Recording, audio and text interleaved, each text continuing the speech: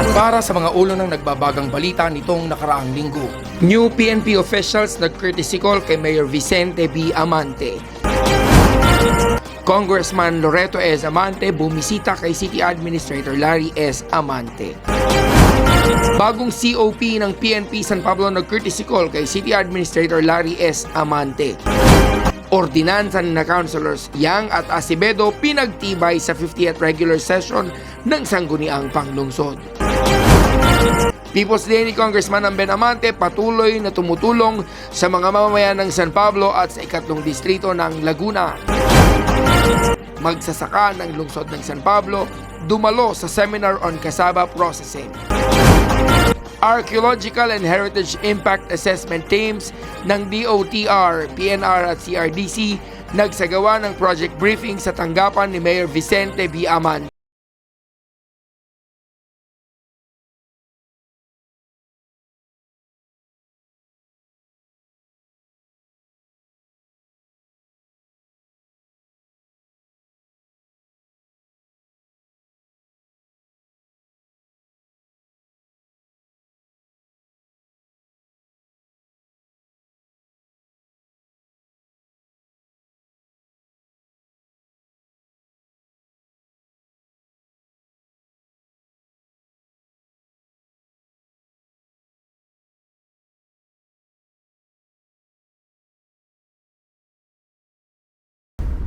Congressman Loreto S. Amante bumisita kay City Administrator Larry S. Amante.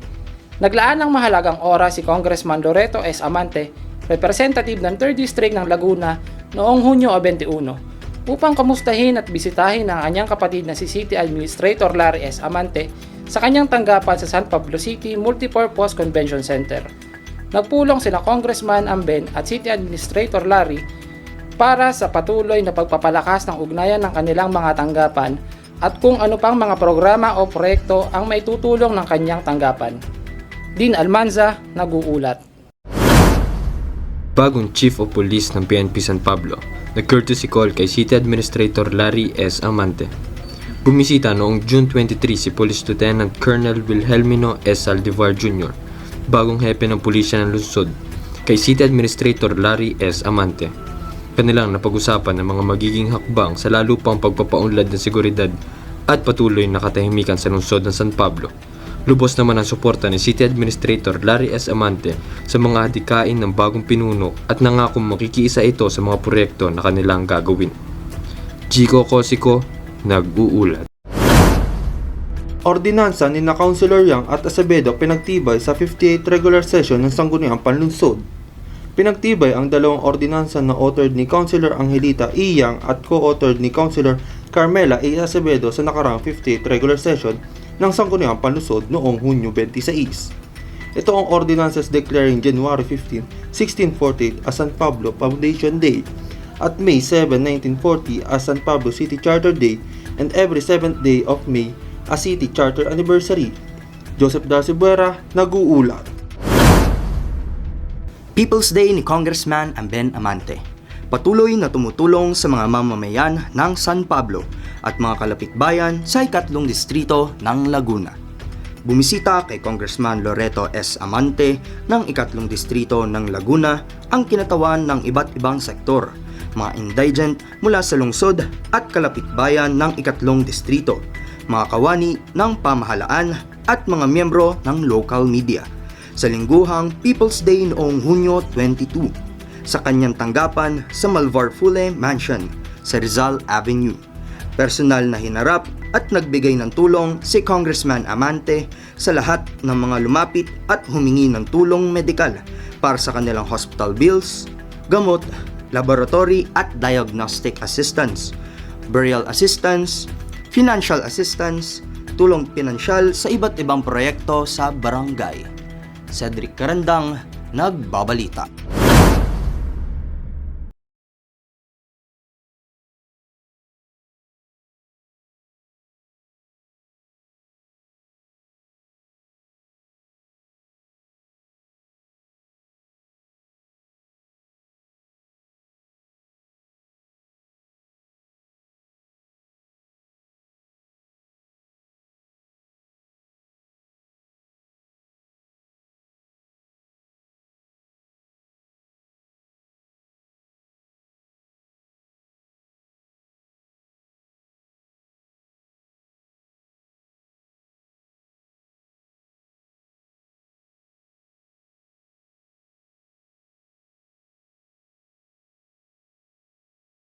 RJ Reyes nag-uulat.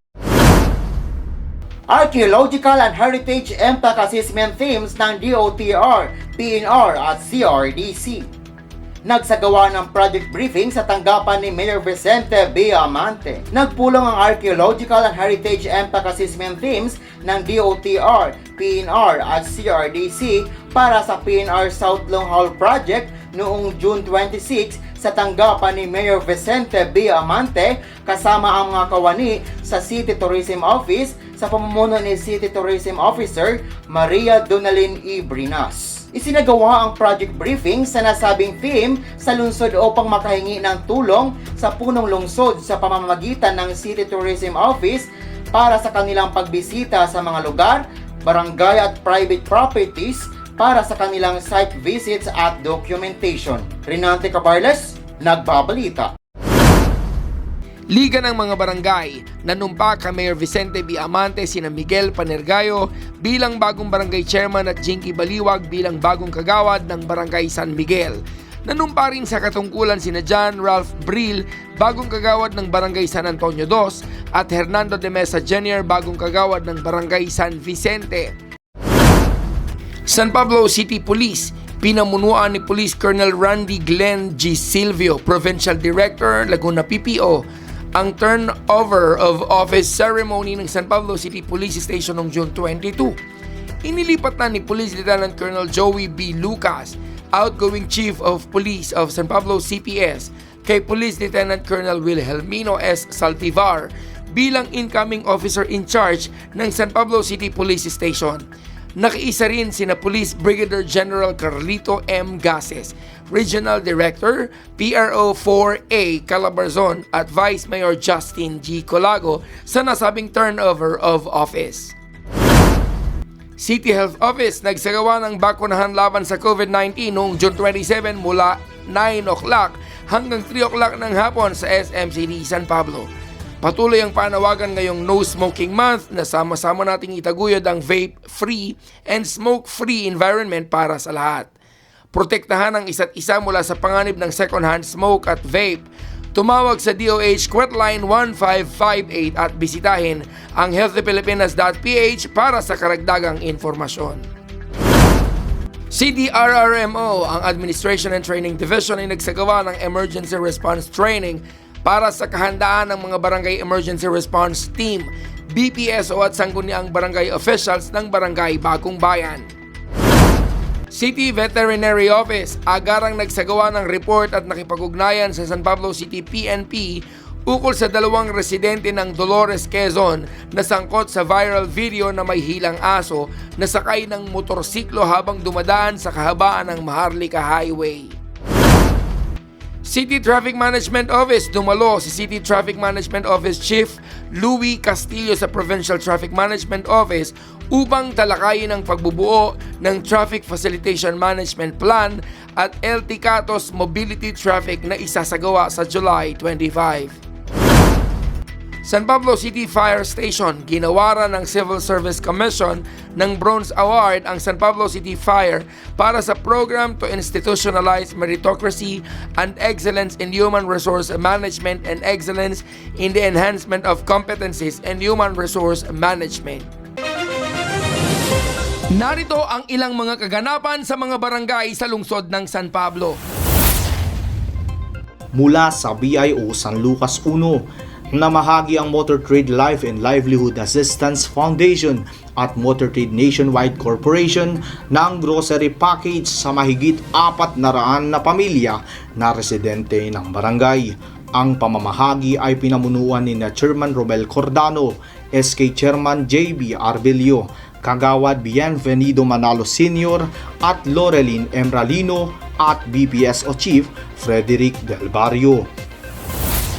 Mula sa BIO 6B, sa pangunguna ni Chairman Jeje Apeñante ay naglagay ng tarpaulin sa harap ng barangay hall at namahagi ng anti-drugs flyers sa mga tindahan, jeepney drivers at sa mga residente ng barangay bilang pagsuporta at paggunita sa International Day Against Drugs Abuse and Illicit Trafficking noong June 26.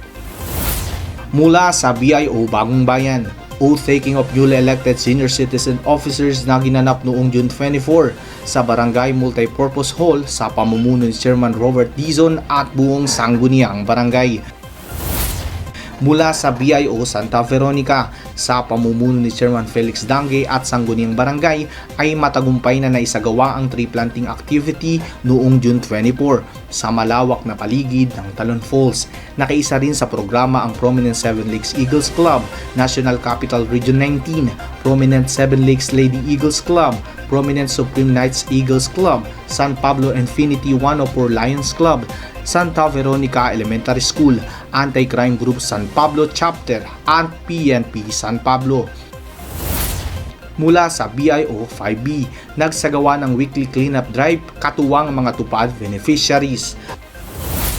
Mula sa BIO Soledad, isinagawa ang colorful fun run ng Santissimo Rosario Integrated High School at Parents Association na ginanap sa Soledad Santa Maria Bypass Road noong June 23, katuwang ang mga buong sangguniang barangay, BPSO at mga volunteers. Mula sa BIO Santissimo Rosario, voluntary cleanup drive katuwang ang Sikap Center 8 Card Bank sa pamumuno ni Sender Chief Da Cuenca. Mula sa BIO San Roque, opening ceremony ng One San Roque Youth Movement Interpurok Basketball League 2023 noong June 18 na ginanap sa barangay covered court. Mula sa BIO San Ignacio, nagsagawa noong June 22 ng Pigro Bingo sa pagtutulungan ni Vince Pomentel ng Pigrolac at Chairman Hernan A. Calabia para sa residente ng barangay. Mula sa BIO 5C, pagsasagawa ng Ronda Foot Patrolling ng sangguniang barangay at barangay BPSO noong June 23. Upang manatiling updated sa mga kaganapan at anunsyo sa ating bayan, tutok lamang sa City Information Office. Palaging pakatatandaan na ang lokal na pamahalaan sa pamumuno ng ating punong lungsod, Vicente B. Amante, ay laging bukas at handang maglingkod para sa lahat. Hanggang sa susunod na linggo, ito